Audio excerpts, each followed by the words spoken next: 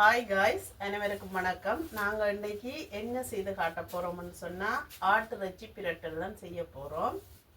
அதுக்கு முதல் நீங்கள் யாராவது எங்களோட சேனலுக்கு ஃபர்ஸ்ட் டைம் வந்திருந்தா லைக் பண்ணுங்க, ஷேர் பண்ணுங்க, மறக்காம சப்ஸ்கிரைப் பண்ணுங்க. வாங்க வீடியோக்குள்ள போகலாம்.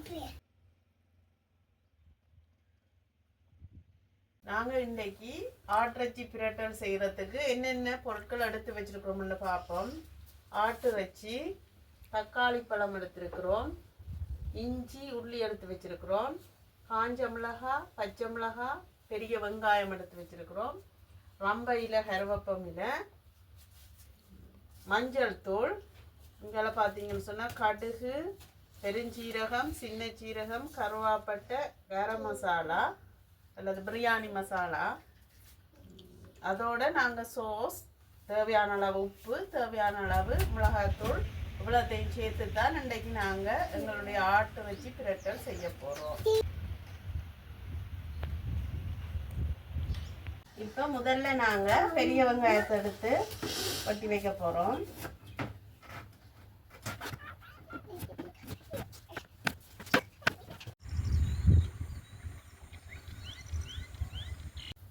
வெங்காயம் வெட்டியாச்சு. அடுத்ததான் நாங்கள் பச்சை மிளகாய் வெட்ட போகிறோம். அந்த முன்காம்பன் உள்ளி எடுத்துட்டு மெல்லிசா கீறி விட்டாலே காணும்.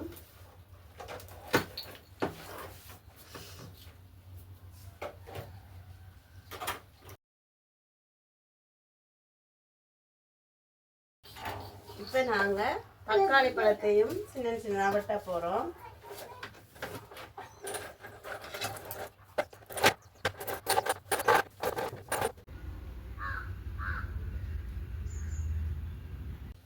இனி நாங்கள் இஞ்சி உள்ளி இடித்து எடுக்க போகிறோம்.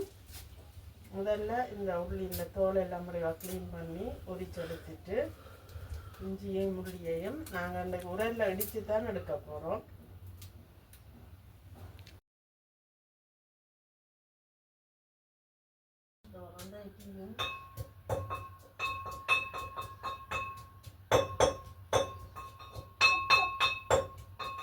இப்போ நாங்கள் இறைச்சியை எடுத்து வெட்ட போகிறோம்.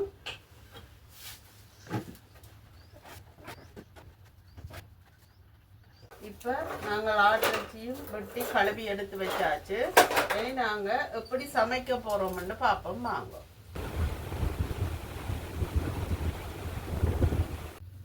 இப்போ பார்த்தீங்கன்னா நாங்கள் ஆட்டிறைச்சி கறி சமைக்க ரெடி. முதல்ல அடுப்பு ஆன் பண்ணி சட்டி வச்சாச்சு. சட்டி எல்லாம் சூடாகிட்டு நாங்கள் முதல் தேங்காய் எண்ணெய் தான் விட போகிறோம். இப்போ எங்களுக்கு எண்ணெய் நல்ல வடிவாக கொதிச்சிட்டு முதல்ல கடுகை போட போகிறோம். அடுத்ததாக பெருஞ்சீரகம் போட்டுக்கொள்ளுவோம்.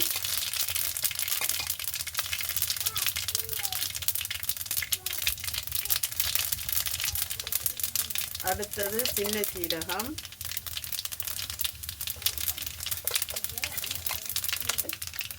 கருவாப்பட்டை போட போகிறோம்.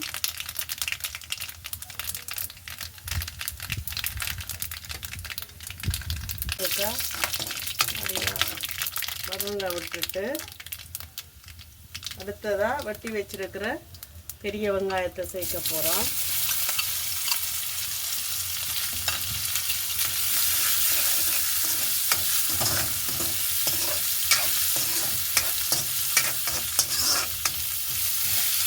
வதங்கட்டும். இப்போ எங்களுக்கு நல்ல பொன்னிறமாக வதங்கி கொண்டு வருது. இந்த நேரம் நாங்கள் வெட்டி வச்சிருக்கிற தக்காளி பழத்தையும் இதோட சேர்க்க போகிறோம். விருப்பமெண்டா சேர்க்கலாம், சில பேருக்கு அது விருப்பம் இல்லைன்னு சொன்னால் சேர்க்காம விடலாம்.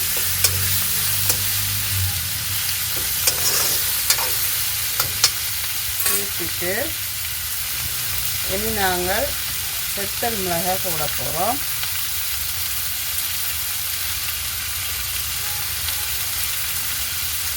ஒரு 4 வெத்தல் மிளகாய் எடுத்து வச்சிருக்கிறேன்.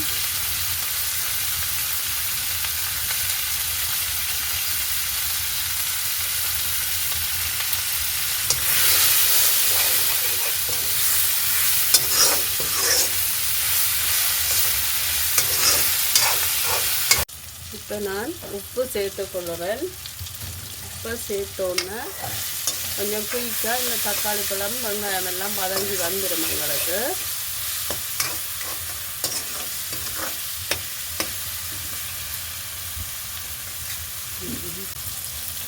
இப்போ இந்த நேரம் நாங்கள் இடித்து வச்சுருந்த இந்த இஞ்சி உள்ளி பேஸ்ட்டையும் சேர்த்து கொள்ளுறோம். பேர் முன்னுக்கே போட்டுருவினோம். இதை நாங்கள் இதுகள் கொஞ்சம் வதங்கி கொண்டு வரைக்க இந்த டைமில் போட இன்னும் நல்ல ஒரு வாசனையாக இருக்குது. கொஞ்சம் கருகாமல் அப்படியே இதோட சேர்ந்து அந்த சாறு வாங்கும். இதில் இப்போ நாங்கள் கருவேப்பிலையை இதோட சேர்த்து கொள்ள போகிறோம். இதுவும் நாங்கள் கொஞ்சம் லேட்டாக தான் போடுறோம். என்னன்னு சொன்னால் முன்னுக்கு போட்டால் கொஞ்சம் கருகின அந்த நல்லா பொரிஞ்ச மாதிரி வந்துடும்.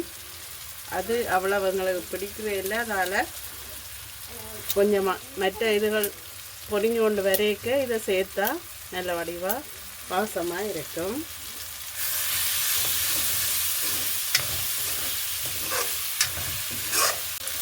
இப்போ எங்களுக்கு எல்லாமே நல்ல வடிவாக வதங்கி வந்துட்டு இந்த நேரம் நாங்கள் எடுத்து வச்சுருந்த ஆட்டிறைச்சி இதோடு சேர்த்துக்கொள்வோம். சேர்த்து நல்ல வடிவாக ஒரு கப் பிரட்டி விடுவோம்.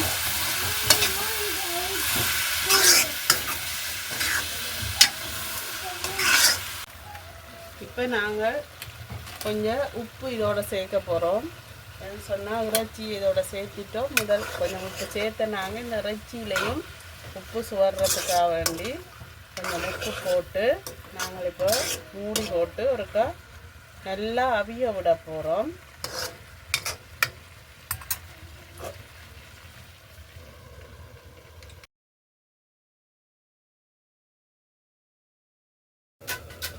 இப்போ நாங்கள் ஒருக்கா மூடிய திறந்து பார்ப்போம்.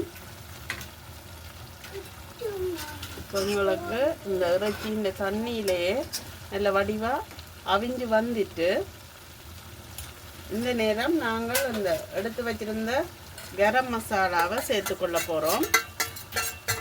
சில பேர் இது விருப்பம் இல்லாதாக்கள் இறைச்சி சிறக்கு முடித்து போடலாம்.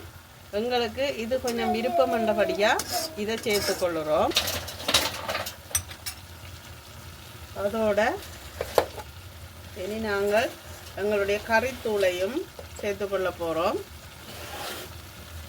ஆட்டிறைச்சி கறி கொஞ்சம் உரைப்பாக இருக்கணும் பண்ணபடியாக நாங்கள் ஒரு 4 ஸ்பூன் மிளகாத்தூள் சேர்த்துக்கொள்கிறோம்.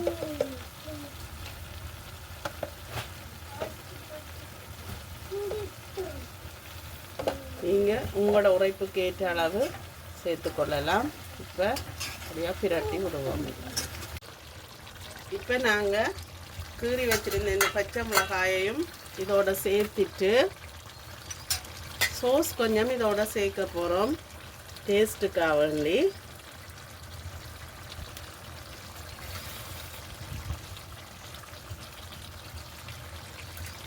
அதையும் சேர்த்து ஒருக்கா வடிவாக பிரட்டி விட்டால் எங்களுக்கு நல்ல ஒரு ஆட்டிறைச்சி கறி ரெடி ஆகி. இப்போ பார்த்தீங்கன்னா எங்களுக்கு நல்ல வடிவாக பிரட்டல் கறியாக ஆட்டிறைச்சி கறி வந்துட்டு இனி நாங்கள் அடுப்பை ஆஃப் பண்ணிவிட்டு இறைச்சி கறியை இறக்கி வச்சு போட்டு கொஞ்சம் ஆறின பிறகு தேசி புளி விட போகிறோம்.